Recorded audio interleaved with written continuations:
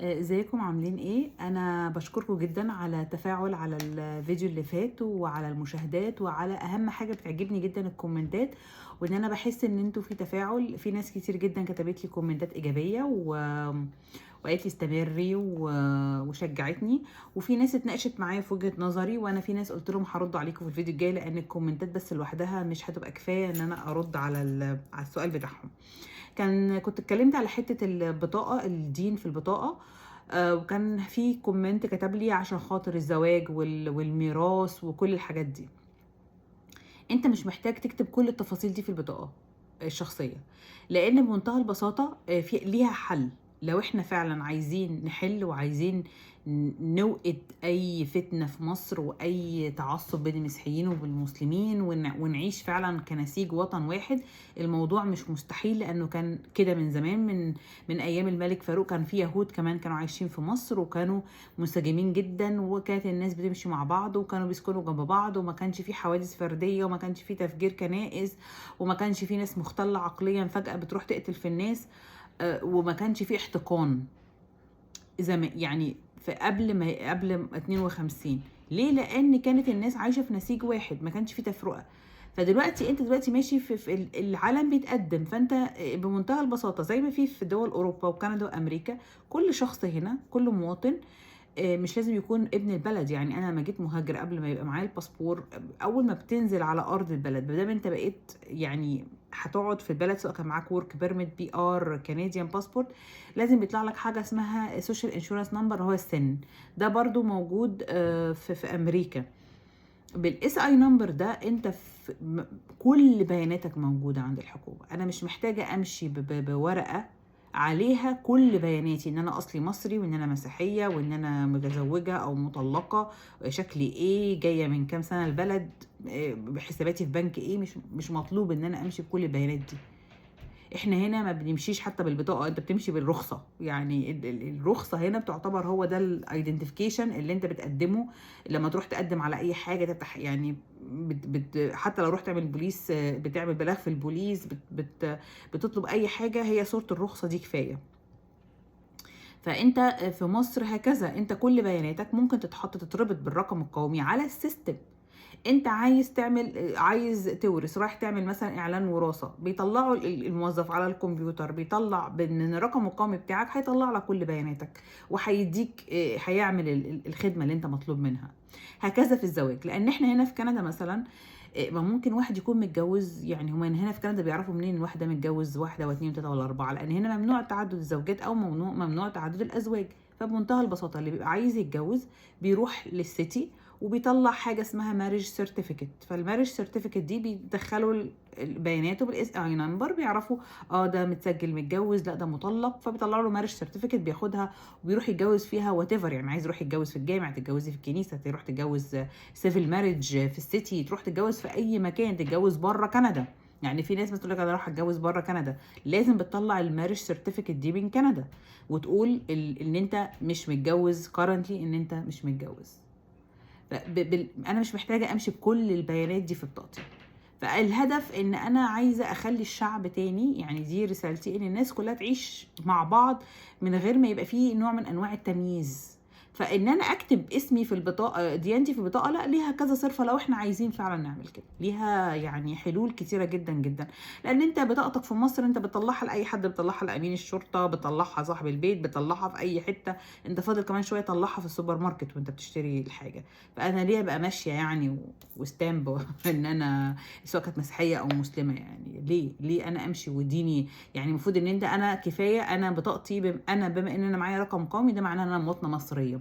مواطنه مصريه ذاتس انف ان انا امارس حياتي اليوميه في مصر، مش محتاجه ان انا اصنف تصنيف اخر. بس ده بمنتهى البساطه. يعني حصولي على الجنسيه المصريه وان انا مصريه ابا عن جد وان دي بلدي، انا من حقي اعيش فيها وامشي فيها من غير ما يبقى عندي مصنفه او بحاجه تانية. ان احنا فعلا يعني فعلا في مصر اللي بيحصل دلوقتي مهزله جامده جدا. ده بالنسبه للبطاقه الشخصيه. طب ليه بقول ان اللي بيحصل ده مهزله؟ لان فعلا، واللي يقول لك لا مفيش احتقان، لا في احتقان. والناس بتساعد على الاحتقان ده. يعني القنوات اللي بتقعد تقول لك الحق فضيحة الشيخ مش عارفة مين، الحق فضيحة القس مين، الحق شوف حصل ايه في دير ايه، وتلاقي الفيديوهات فظيعة. انتوا يعني يا جماعة، هو انتوا سبتوا اللي بيحصل فيكم واللي بيحصل في البلد وفي اكل العيش وفي الوضع الاقتصادي وفي الوضع اللي يعني مش اقتصاديا بس، يعني سياسيا والحرية وابداء الاراء وكل دوت، ومسكتوا في مسيحيين بيعملوا ايه ومسلمين بيعملوا ايه. يعني يا جماعة انتوا فعلا فعلا حقيقي كأنهم بيشغلوكوا بحاجة علشان خاطر تبطلوا تفكروا في المصيبة اللي انتوا عايشين فيها، في الكارثة الحقيقية. فبيلهوكوا بالحاجات دي بالظبط. يعني فكروني بحكاية حسام حبيب وشيرين عبد الوهاب، كل ما يحبوا يخغلوا البنزين ويعملوا حاجة طلعوا خناقة بينهم. فالملف المسيحيين والمسلمين المفروض ان انتوا تبقوا مدركين ان ده حاجة بيلهوكوا حقيقي، بيلهوكوا عن المشاكل الحقيقية اللي انتوا بتمروا بيهم. يعني انا مثلا بنتي كانت في كي جي 1 في مدرسه، وانا قلت قبل كده كانت مدرسه من احسن مدارس في السويس، وهي في الباص جت بتقول لي ماما انا جايه بلعب مع بنت في الباص. قالت لها لا انا مش هلعب معاكي عشان انتي مسيحيه. في كي جي 1 كان عندها 4 سنين. فيعني البنت جابت الكونسبت ده منين؟ فانا بصيت لبنتي كده واستغربت جدا. يعني دول 2 مصريين مولودين في نفس البلد، عايشين ساكنين نفس الباص، يعني نفس الخط، يعني ساكنين تقريبا جنب بعض، والبنت في 4 سنين. انتي عرفتي منين الفرق بين المسيحي والمسلم وانتي عندك 4 سنين؟ ومنين قررتي انك مش تلعبي مع واحده صغيره وهي عندها 4 سنين عشان فرق الدين؟ انتوا بقى يا ترى بقى الناس اللي مركزه قوي كده شغله نفسها قوي قوي بالوضع السياسي والوضع الاقتصادي ووضع والحريات والقوانين. ما هي الناس في مصر لو كانت كل طاقتها وكل انشغالها وكل تفكيرها فكرت في الحاجات دي واشتغلت انها تحسنها، ما كناش وصلنا للدرجه دي. لكن فعلا الطاقه مهدره، طاقتك مهدره في حاجات مش هي دي سبب مشكلتك الحقيقيه، مش هي دي سبب مشكلتك الحقيقيه. يعني انا ريسنتلي انا بس بحب اكتب النقط لاني ساعات بنسى. سمعت عن قصة اليوتيوبر اللي هو البلوجر اسمه احمد ابو زيد، وانه كان مترشح لمسابقة لاكتر 5 مؤثرين في الشرق الاوسط تقريبا، وكانت مكافئتها $1,000,000. وانا بدأت اخش على فيديوهاته. الولد مثقف جدا، الولد متنور جدا، مؤثر جدا. يعني حقيقي فيديوهاته كويسة جدا، يعني فيديوهاته رائعة رائعة، ويستاهل ان هو فعلا يفوز بالجايزة، ومثال يشرف مصر. يعني يشرف مصر، يعني اخيرا بعد كل اللي بيحصل على العك على اليوتيوب والبلوجر والستات اللي بتنظف السجاجيد واللي بتحشي الحمام واللي بتربي البط واللي بتكبس كبس كبس، والشحاتة على التيك توك والشحاتة على اليوتيوب، واي واحد خليجي يخش ابشر ابشر وبعت لنا اسد، بعد ما احنا كنا المصريين بنروح البلاد دي نعلمهم، بقينا قاعدين على الانترنت بنشحت منهم. يا دي المهزلة، يا دي العار. يعني حقيقي حقيقي يعني حاجة مخزلة مخزلة مخزلة الوضع. وده مش بذنبهم، ده بذنب الدولة واللي بيحصل فيها. ما هم لو كانوا لقوا حياة كريمة، لو كانوا لقوا أكل عيش، لو كانوا لقوا تعليم كويس، لو كانوا لقوا فرص، ما كانوش قعدوا يشحتوا من الخليج الأسد والنملة والنحلة والوردة. فلما يطلع شاب زي ده ويعمل محتوى يعني فعلا هادف، وينمي من عقول الشباب ويزيد ويساعدهم على تطوير مهاراتهم، يعني فعلا فيديوهات كلها هادفة، وما شاء الله عنده يعني متابعين بالملايين، وانا فخورة ان في ناس بتتفرج على فيديوهاته، يختفي، يتحبس؟ ايه المهزلة دي؟ وكل ما افتح القنوات ما الاقيش غير جوي اوورد والفساتين اللي عليها، محدش جايب سيرته. اصله كان معاه عملة، معاه عملة، امال هيقبض باليوتيوب هيقبض بالايه؟ بالجنيه المصري؟ يعني هو انتوا ليه بتحطموا في الشباب المتنور كده؟ ليه بتحطموا في الشباب المثال القدوة الحلوة؟ يعني الناس اللي عمالة تنظف السجاجيد وتزغط البط على التيك توك وتكبس وتكبس وتزغرط سايبينها وبتعرض ملابس. وفي انا شفت واحدة كانت بتعرض ملابس داخلية، والولد اللي يعني مثقف وبيعلم الناس لغات وبيتكلم على 7 أسرار النجاح وبيعمل فيديوهات بطريقة وإنسان عملي جدا، يتسجن والمسابقة شغالة؟ بدل ما تدعموه، بدل ما تشجعوه، ومحدش يتكلم. وكأن مفيش حاجة حصلت، مهما حاجة حصلت مادام بناكل وبنشرب وبنربي الحمام والفراخ خلاص. هي دي بقت حياتنا احنا كمصريين يعني في مصر. فده اللي بيخليني اطلع اتكلم، لاني حزينة على اللي بيحصل، حزينة على اللي بيحصل. العالم كله بيتقدم، الناس كلها، كل البلاد بتتقدم، احنا بنرجع لورا. كان في واحد كاتب لي كومنت يقولك ايام الملك كنا حفاة وعراة ومش عارفة ايه، ودلوقتي الناس بتاكل بالزبالة بعد كام سنة. ايام الملك انت كان عندك احتياطي بتاعك كان بالذهب، كانوا بيعملوا اوبرا، كانت الناس بتيجي تتعلم في مصر، كانت مصر فيها جامعات، كان الناس بتيجي من اوروبا يتعلموا الطب في مصر، يتعلموا الهندسة في مصر، يبقى فخور انه واخد شهادة من جامعة مصرية. دلوقتي الناس بتاكل من الزبالة وقاعدة بتشحت على التيك توك. فما تحسسنيش ان البلد اتقدمت، ما تعيشوش الوهم على نفسكم.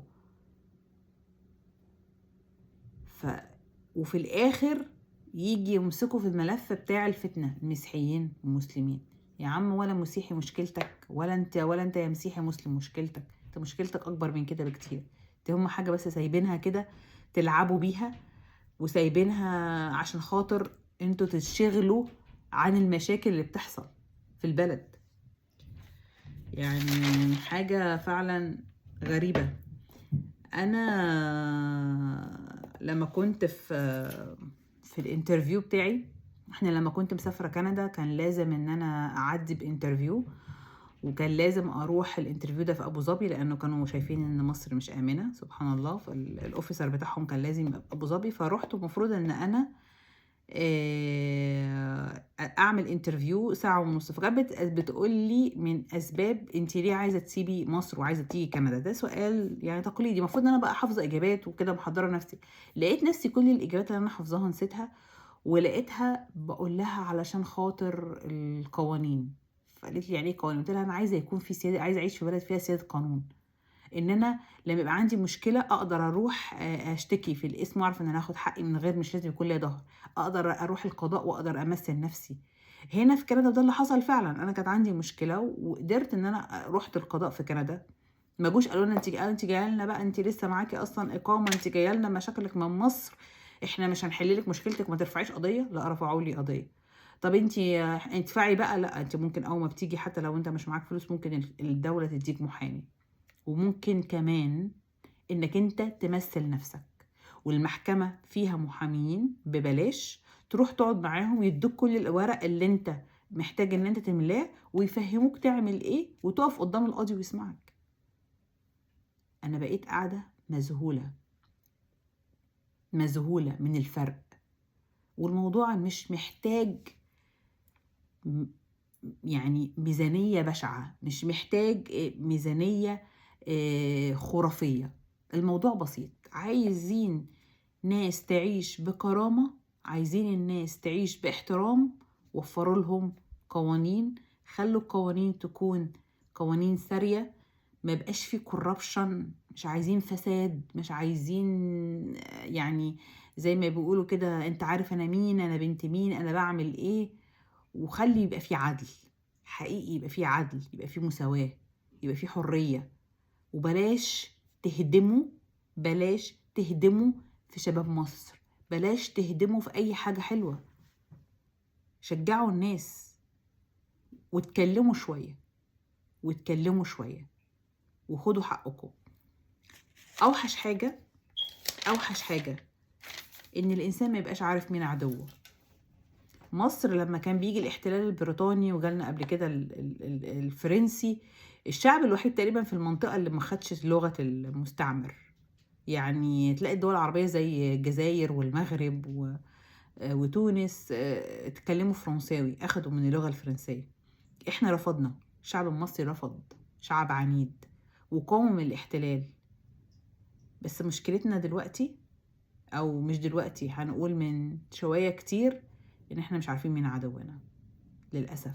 فانت لما تعرف عدوك وتحاربه هتنتصر عليه، لكن لو انت مش عارف عدوك وفاكره حبيبك، يبقى كده عليه السلامة. يلا اشوفكم الاسبوع الجاي، وما تنسوش تتفاعلوا معايا على الفيديو. مستنية آرائكم والكومنتات. ميرسي، ثانك يو، باي.